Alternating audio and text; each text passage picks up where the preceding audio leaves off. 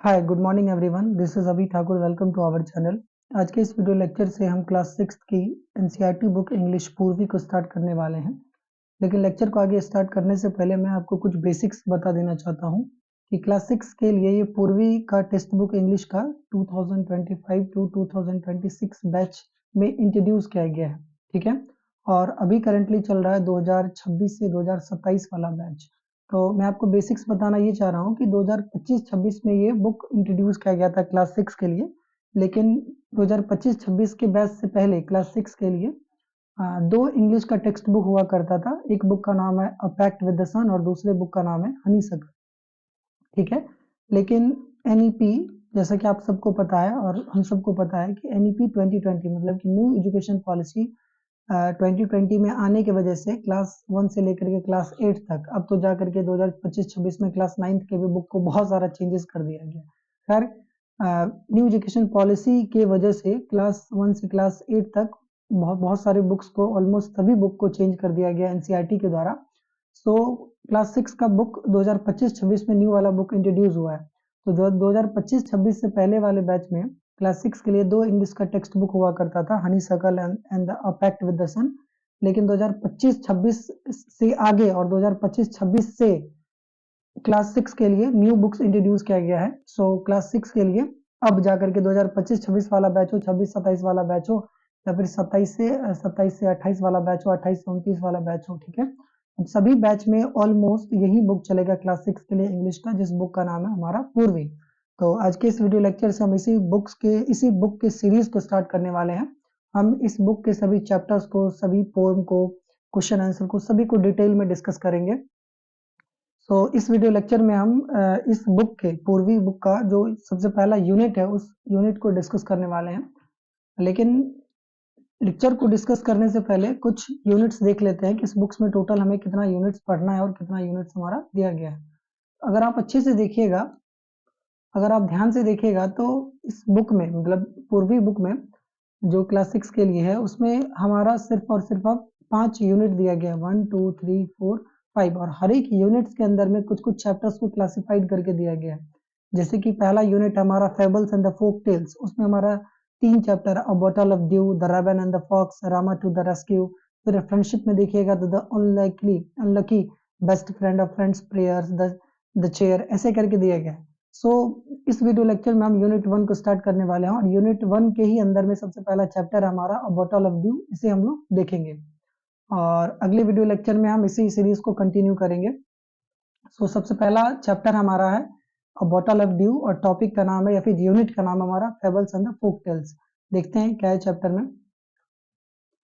Okay, तो जो हमारा यूनिट है, यूनिट फर्स्ट है fables and the folk tales, और इस fables and the folk tales unit के अंदर में सबसे पहला चैप्टर है अ बॉटल ऑफ ड्यू। सबसे पहले तो चैप्टर स्टार्ट करने से पहले हमें फेबल्स और फोकटेल्स के बारे में समझना पड़ेगा कि फेबल्स और फोकटेल्स बोलते किसे हैं। सो पहले हम इसे देख लेते हैं कि फेबल्स और फोकटेल्स किसे बोलते हैं। देखिए, ओके, फेबल्स, एक मिनट, फेबल्स का अगर हम बात करें तो फेबल्स को हिंदी में हम लोग लोक कथा बोलते हैं। एक्चुअली ये इमेजिनरी स्टोरी होता है, इमेजिनरी, एक्चुअली एग्जिस्ट नहीं करता है, काल्पनिक कहानी होती है। और फोकटेल्स को हम लोग क्या बोलते हैं, लोक कथा। ठीक है, और ये इमेजिनरी स्टोरी हो भी सकता है, नहीं भी हो सकता है, जो परंपरागत रूप से चलता आया है बहुत समय से हमारे आसपास में, हमारे घरों में, हमारे समाज में, सोसाइटीज में, जो कहानी बहुत पुराने समय से चलता आया, उसी को हम लोग लोक कथा बोलते हैं। फेबल्स में short stories usually with the animal as a character, कि जो फेबल्स कहानी होता है उसके अंदर में जो कैरेक्टर होता है, कैरेक्टर मतलब जो पात्र जो उसमें रोल प्ले करता है, वो ज्यादातर हमें एनिमल्स देखने को मिलता है। और हमेशा याद रखिएगा, फेबल्स हमें कुछ ना कुछ मॉरल्स प्रोवाइड करता है। मॉरल्स मतलब नैतिक शिक्षा, कुछ हमें अच्छी चीज बता करके जाते हैं। मतलब फेबल्स में हमें कुछ मॉरल वैल्यूज के बारे में बताया जाता है। और फोकटेल्स का अगर बात करेंगे तो फोकटेल्स हमारा ट्रेडिशनल स्टोरीज होता है। ट्रेडिशनल मतलब पारंपरिक कहानी, जो जनरेशन टू जनरेशन पास होता है। जैसे कि हम लोग अपने पापा से सुने, हमारे पापा अपने पापा से मतलब दादाजी से सुने कहानी को, फिर हमारे दादाजी अपने पापा से सुनते, यही जनरेशन टू जनरेशन जो स्टोरीज वगैरह पास होता है, उसे हम लोग फोक टेल्स बोलते हैं, और हिंदी में लोक कथा। ये नॉट ऑलवेज मॉरल, मतलब कि कभी मॉरल वैल्यूज दे भी सकता है, कभी मॉरल वैल्यूज नहीं भी दे सकता है, मैंडेटरी नहीं है। और ये जो कहानी होता है फोक टेल्स हमारा कल्चर के बेस्ड पे होता है। कल्चर मतलब रीति रिवाज, परंपरागत, उसके बेसिस पे फोक टेल्स होता है। ठीक है, तो आई होप फोक टेल्स और फेबल्स के बारे में आपको समझ में आ चुका है। तो आई होप आपको फेबल्स और फोक टेल्स के बारे में समझ में आ चुका है। फेबल्स मतलब दंत कथाएं, जो इमेजिनरी स्टोरी होगा जिसमें ज्यादातर कैरेक्टर एनिमल वगैरह है। और फोक टेल्स मतलब हमारा कौन, कि जो परंपरागत रूप से ट्रेडिशनल स्टोरीज वगैरह होता है उसे हम लोग फोक टेल्स बोलते हैं। और चलिए अब स्टोरी स्टार्ट करते हैं। ये chapter a bottle of view बहुत ही प्यारा कहानी है और हमें बहुत ही सुंदर और बहुत ही बेहतरीन मॉरल हमें प्रोवाइड करता है। ठीक है, चैप्टर में सबसे पहले हमें क्या दिया गया है, let us do these activities before we read. कुछ एक्टिविटीज हमें परफॉर्म करना है चैप्टर को आगे पढ़ने से पहले।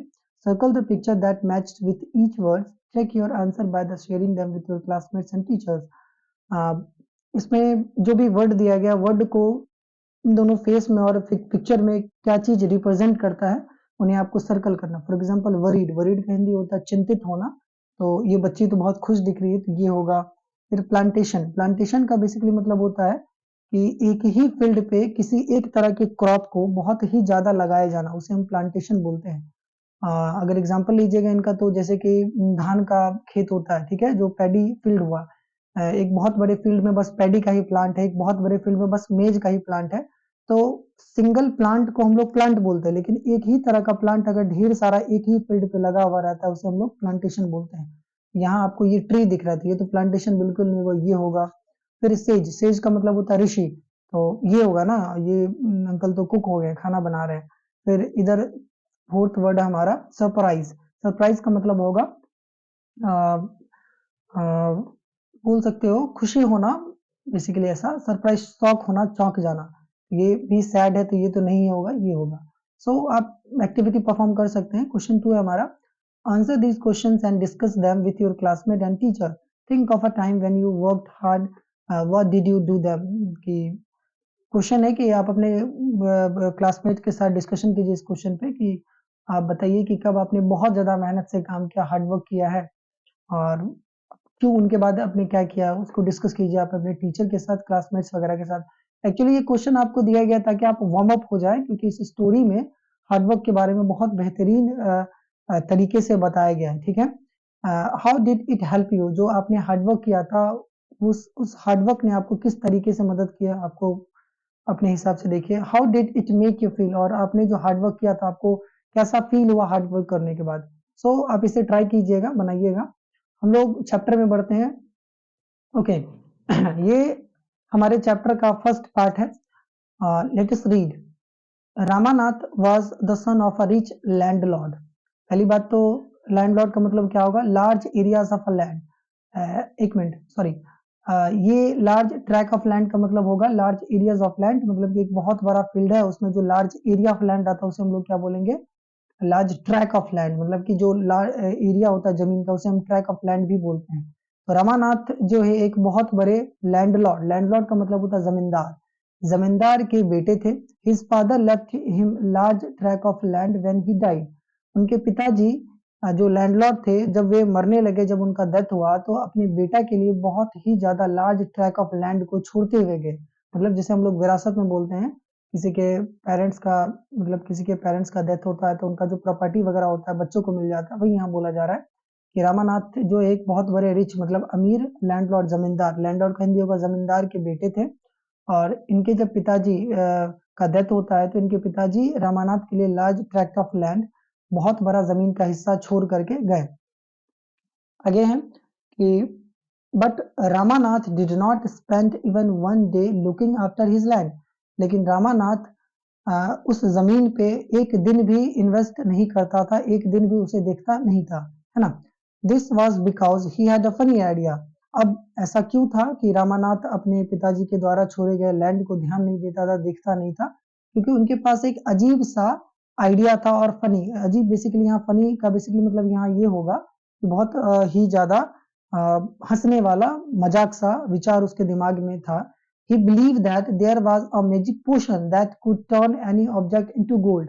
उनका मानना ये था, अच्छा, ये मैजिक पोशन का मतलब हमारा होगा लिक्विड विद मैजिकल प्रॉपर्टीज। ठीक है, एक ऐसा लिक्विड जिसको, जिसके अंदर में मैजिकल प्रॉपर्टीज है और उसे पीने के बाद हम कुछ कर सकते हैं, कुछ जादू ही कर सकते हैं। तो जो रामानाथ थे वे बिलीव करते थे, वो भरोसा करते थे कि एक ऐसा मैजिक पोशन होता है, एक लिक्विड होता है जिसे पीने के बाद हम किसी भी ऑब्जेक्ट को turn any object into gold, कि किसी भी ऑब्जेक्ट को हम किस में बदल सकते हैं, सोना में बदल सकते हैं, गोल्ड में बदल सकते हैं। ठीक है, आई होप समझ में आ रहा है आपको कि यहाँ तक ये है कि रामानाथ एक बहुत बड़े जमींदार के बेटे हैं। उनके पिताजी का जब डेथ होता है तो उनके पिताजी रामानाथ के लिए बहुत बड़े जमीन का टुकड़ा छोड़ करके जाते हैं, लेकिन रामानाथ उस जमीन को बिल्कुल भी देखता नहीं है, ध्यान नहीं देता है, क्योंकि रामानाथ को एक बहुत ही ज्यादा फनी आइडिया दिमाग में था कि वे मानता, तो वो बिलीव करता था, बिलीव कहनी होगा, भरोसा करता था कि एक ऐसा मैजिक पोशन दुनिया में होता होगा जो किसी भी ऑब्जेक्ट को सोना में बदल देता है। Okay, now we proceed to the next line. He spent all his time to learn more about this potion. Spend मतलब खर्च करना, ये अपने दिन का ज्यादातर समय सीखता था और समझता था और कोशिश करता था ढूंढने का उस मैजिक पोशन का। He spend all his time to learn more about this potion, कि जो लिक्विड था, मैजिक पोशन था, रामानाथ के अकॉर्डिंग उनको पाने के लिए, उनको समझने के लिए बहुत ज्यादा अपना टाइम बर्बाद करता था उस पर। ठीक है, people cheated him often promising to tell him about it but he did not give up. जो लोग थे, लोग को पता था कि मैजिक पोशन जैसा कोई चीज है नहीं। सो मैजिक पोशन के नाम पे रामानाथ को बहुत सारे लोग चीट भी करते थे। ठीक है, अब चीट किस तरह से क्यों करते थे कि रामानाथ को बोलते थे कि रामानाथ मेरे पास मैजिक पोशन है, तुम इतना पैसा दो हमें और मैं तुम्हें मैजिक पोशन दे दूंगा। तो रामानाथ को लगता था कि मैजिक पोशन होता है, सो रामानाथ उनको पैसा दे देता था और मैजिक पोशन उनको नहीं मिलता था, वो पैसा लेके भाग जाता था। इस तरह से बोला जा रहा है पीपल चीटेड, मतलब धोखा देना। People cheated him often, him किसके लिए यूज हुआ यहाँ पे, रामानाथ के लिए। बहुत सारे लोग उन्हें धोखा देते थे, रामानाथ को। ऑफन, ऑफन का मतलब ज्यादातर, और ज्यादातर, हाँ, ऑफन का मतलब होगा ज्यादातर। Promising to tell him about it, मतलब कि उनको प्रॉमिस करता था लोग रामानाथ को कि मैजिक पोशन है, but he did not give up. ठीक है, इतना ज्यादा लोग के चीट करने के बावजूद रामानाथ भरोसा नहीं तोड़ता है या फिर भरोसा नहीं छोड़ता, उसे बिलीव अभी भी था, अभी भी फेथ था कि मैजिक पोशन होता है, और हार नहीं माना। His wife Madhumati was tired of this and also worried because she saw how much money Ramanath was spending. उनकी वाइफ थी, उसकी वाइफ का नाम है मधुमती, और मधुमती खुद बहुत ज्यादा परेशान हो गई थी, थक चुकी थी और चिंतित थी। वरीड का मतलब होगा चिंतित, अपने पति से, रामानाथ से। सी saw how much money Ramanath was spending. परेशान क्यों हो गई थी मधुमती, क्योंकि वो देख रही थी कि उनके पति ने बहुत सारा पैसा अपने घर का मैजिक पोशन को ढूंढने के लिए खर्चा कर दिया। ठीक है, और बहुत सारे लोग उनको चीट भी कर देते थे। इस बात को लेकर के रामानाथ की वाइफ मधुमती को बहुत ज्यादा दिक्कत होता था, चिंतित रहती थी। She was sure that soon they would be without money, और मधुमती को लगता था और कंफर्म था कि कुछ समय के बाद वह बिना पैसे के हो जाएगी, मतलब उनके पास बिल्कुल भी पैसा नहीं होगा, क्योंकि रामानाथ अपना सारा का सारा पैसा लुटा रहा था, बर्बाद कर रहा था मैजिक पोशन को ढूंढने में। आई होप समझ में आ रहा है आपको first paragraph. Now one day a famous sage, sage मतलब ऋषि, one day a famous sage called Mahipati came to their town. एक दिन की बात है कि एक दिन एक बहुत ही ज्यादा फेमस सेज, मतलब कि बहुत ही ज्यादा प्रचलित ऋषि जिसका नाम है महीपति, इनके टाउन में, मतलब इनके शहर में आए। ठीक है, रामानाथ के शहर में, गांव में बोल सकते हो आप। Ramanath became his follower and asked him about the potion, और रामानाथ को जैसे ही पता चला वो बहुत ज्यादा फेमस ऋषि हैं, तो रामानाथ उनका फॉलोवर हो गया। फॉलोवर मतलब कि फॉलोवर बेसिकली मतलब होगा किसी को मानने वाला, एज अ, जैसे कि हम अपने टीचर को रिस्पेक्ट करते हैं, मानते हैं, तो उसी तरह से ये उनके फॉलोवर बन गए, दास बन गए। ठीक है, स्टूडेंट बन गए, डिसाइपल बन गए ऋषि के। कौन, रामानाथ। तो Ramanath became the follower and asked him about the potion, और रामानाथ उनके फॉलोवर बनने के बाद सेज को उसी पोशन के बारे में बताते हैं कि सेज को कि ऐसा एक पोशन होता है, मुझे वो पोशन चाहिए, ऐसे करके। To his surprise the sage answered, yes, in my travel in the Himalayas I hear how you could make such a potion but it is difficult. और सरप्राइज के तरीके से, सरप्राइज मतलब कि चौंकाने तरीके से सेज आंसर देते हैं, ऋषि जवाब देते हैं कि हाँ बिल्कुल। जब रामानाथ ने ऋषि को बताया कि एक मैजिक पोशन होता है, मुझे उनके बारे में बताइए, तो जो कि एक्चुअली एग्जिस्ट नहीं करता मैजिक पोशन, लेकिन उनके जो ऋषि हैं, सेज ने उन्हें क्या बताया, चौंका करके, कि हाँ, in my travel in the Himalayas, हाँ जब मैं ट्रेवल कर रहा था हिमालयज में, I heard how you could make such a potion, कि मैंने सुना है और मैंने देखा भी है कि सॉरी देखा नहीं, I heard how you can could make a such a potion, कि मैंने सुना है कि तुम कैसे किसी मैजिक पोशन को बना सकते हो, बट इट इज डिफिकल्ट, लेकिन ये बहुत ज्यादा कठिन काम है, मतलब मैजिक पोशन बनाना बहुत ज्यादा डिफिकल्ट काम है। तो ये बात बताते हैं किसको, रामानाथ को, सेज। आगे है, tell me requested Ramanath not believing his luck. अब रामानाथ को तो यहाँ बल्ले बल्ले हो गया, क्योंकि रामानाथ को लगता था कि दुनिया में पक्का कुछ ना कुछ मैजिक पोशन होता है, और लेकिन जैसा कि हम सबको पता है कि मैजिक पोशन की जैसा कोई चीज है नहीं, बट सब इनको झूठ बोलता था हमेशा से रामानाथ को। लेकिन अचानक से एक ऐसा ऋषि इनको मिला, जो ऋषि बताते कि बिल्कुल एक मैजिक पोशन दुनिया में बना सकते हो आप खुद, लेकिन उनके लिए आपको कुछ करना पड़ेगा, वो बहुत ज्यादा डिफिकल्ट है। तो बहुत ज्यादा रामानाथ अपने आप को लकी मानते हैं। अब देखिए, अब जो सेज हैं उनको क्या बताते हैं, you have to plant a banana plant and water it regularly with your hands. देखिए, you have to plant a banana plant, कि मतलब ऋषि उनको बताते हैं मैजिक पोशन बनाने का तरीका, कि आपको क्या करना पड़ेगा रामानाथ को, कि आपको बनाना का प्लांट, मतलब कि जो बनाना बेसिकली मतलब केला होता है, उनका प्लांट को लगाना पड़ेगा, और water it regularly with your hands, और उसे वाटर करना पड़ेगा, मतलब उसे पानी देना पड़ेगा, सींचना पड़ेगा। वाटरिंग का मतलब यहाँ पे इरिगेशन करना,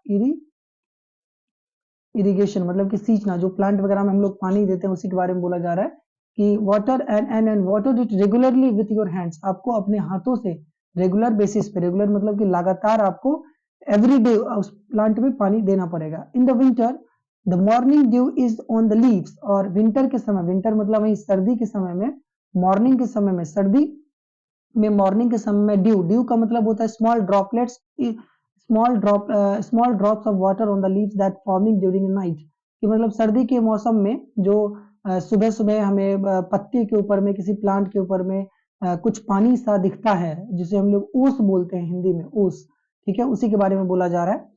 इन the winter the morning dew is on the leaves, you have to collect the dews and store it in a बोतल। और ऋषि उनको बताते हैं कि मॉर्निंग के समय में, विंटर में, पत्ते पे, उस बनाना प्लांट के पत्ते पे आपको ड्यू मिलेगा, ड्यू मतलब वही ओस मिलेगा। You have to collect the dews and store it in a बोतल, आपको उस ड्यू को क्या करना है, कलेक्ट करना है, मतलब इकट्ठा करना है, और एक एक बोतल में, मतलब एक जार में, ठीक है, आपको उसे इकट्ठा करके रखना है। When you have 5 litres of a dew bring it to me, और रामानाथ को ऋषि बोलते हैं कि जब तेरे पास, जब आपके पास 5 लीटर ऑफ ड्यूज हो जाएगा, मतलब कि 5 लीटर ऑफ ओस हो जाएगा, इकट्ठा हो जाएगा, तो ब्रिंग मतलब लाना, तो आप उस ओस को मेरे पास लेते आइए। I will chant some magic words which will turn it into the magic potion, मैं उसमें कुछ मंत्र चैंट करूंगा। चैंट मतलब होता है बुदबुदाना, फिर मंत्र पढ़ना, टू रिपीट और सिंग अ वर्ड और फ्रेज। जैसे हम लोग बोलते हैं भगवान का नाम अलग अलग अलग अलग रिलीजन में, जैसे कि हिंदू में बोलते हैं जय श्री राम, ऐसे करके और कोई भी मंत्र होता है, तो उस हिसाब से मंत्र बोला जा रहा है। चैंट करना, किसी देवी देवताओं के नाम का, फिर किसी मंत्र को बार बार रिपीट करना। तो जो ऋषि है उनको बोलता है, I will chant some magic words which will turn it into the magic potion, तुम मेरे पास उस 5 लीटर उसको लाना, और मैं उसे उसमें कुछ मैजिक वर्ड, मतलब मैं कि कुछ जादुई शब्द बोलूंगा, which will turn it to the magic potion, और जो कि उस लिक्विड को, उस 5 लीटर ओस को एक मैजिक पोशन में बदल जाएगा, मतलब कि मैं उसे मंत्र से कुछ बुदबुदाऊंगा, उसे मंत्र से उसे मैं किस में बदल दूंगा, मैजिक पोशन में बदल दूंगा। A drop of the potion will change any object into gold, और जैसे ही उस मंत्र से मैं उसे एक मैजिकल पोशन में बदल दूंगा, उस 5 लीटर ओस को, तो वह ओस तुम्हारा एक मैजिक पोशन हो जाएगा, और उसे तुम किसी भी चीज पे डालोगे तो वह किसी भी चीज को किसमें बदल देगा, turn into gold. Okay, I hope आपको फर्स्ट पेज समझ में आ चुका है। नाउ मूव टू द, ये हमारे ऋषि हो गए, और ये रामानाथ है, ठीक है। Moving to the next page, Ramanath was worried, worried मतलब चिंतित होना। अब रामानाथ यहाँ पे बहुत ज्यादा चिंतित हैं। अब चिंतित क्यों है, but the winter is only for a few month, क्योंकि जो 5 लीटर ऑफ ओस बोला जा रहा है, मतलब कि 5 लीटर ऑफ ड्यू जो बोला जा रहा है इकट्ठा करने के लिए, वह सिर्फ और सिर्फ विंटर के मौसम का ही ड्यू चाहिए, ठीक है। और विंटर बहुत को भी कुछ ही समय के लिए होता है, मतलब कुछ ही मंथ के लिए होता है साल में, मतलब 12 मंथ्स में कुछ ही मंथ में विंटर आता है, but winter is only for a few month, it will take me a year to collect the 5 litre of dew. और इन्होंने, रामानाथ ने अपने प्रॉब्लम को अपने टीचर मतलब अपने ऋषि से जाहिर किया कि साल में कुछ ही महीना में बस विंटर आता है, तो मुझे 5 लीटर ओस को इकट्ठा करने में बहुत ज्यादा समय लग जाएगा, ठीक है। It will take me year to collect 5 litre of dew. तो जो उनके ऋषि हैं, सेज हैं, टीचर हैं, उन्होंने क्या जवाब दिया, you can plant as many plant banana plant as you want. इसमें कोई रिस्ट्रिक्शन नहीं है कि तुम्हें एक ही बनाना प्लांट से बस ड्यू को इकट्ठा करना है, तुम जितना चाहो उतना बनाना का प्लांट लगा सकते हो और उससे तुम ओस को इकट्ठा कर सकते हो, मतलब ड्यू को इकट्ठा कर सकते हो। But remember you must look after then yourself and collect the dews with your own hand.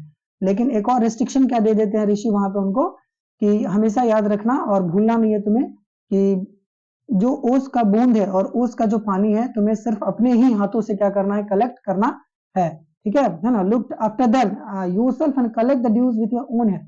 तो तुम्हें बनाना प्लांटेशन को भी तुम्हें खुद ही देखना है, खुद से देखना है, plus collect the dews with your own hand. और जो तुम ड्यू इकट्ठा करोगे, पानी जो इकट्ठा करोगे, ओस जो इकट्ठा करोगे 5 लीटर, वो तुम्हें किसी दूसरे के मदद से इकट्ठा नहीं करना, बल्कि सिर्फ और सिर्फ अपने हाथों से ही इकट्ठा करना है।